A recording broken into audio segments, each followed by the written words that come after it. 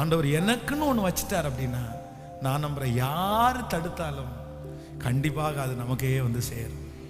நம்மளை விட்டு எங்கும் போகாது.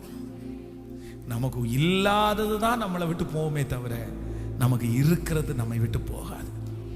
அப்படி ஒன்று நீங்க ஆசைப்பட்டு நீங்க ஜெபம் பண்ணி நீங்க காத்திருந்து உங்களுக்கு கிடைக்கலன்னா நான் சொல்றேன், அதை விட்டுருங்க, அதை விட்டுருங்க. அது உங்களுக்கு உரியது. கேட்கல?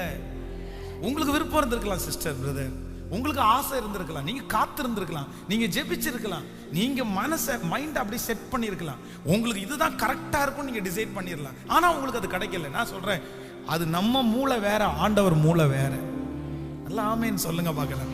அது கிடைக்காம போனதற்காக முறுமுறுக்காதீங்க, கிடைக்காம போனதுக்காக கர்த்தருக்கு ஸ்தோத்திரம் பண்ணுங்க.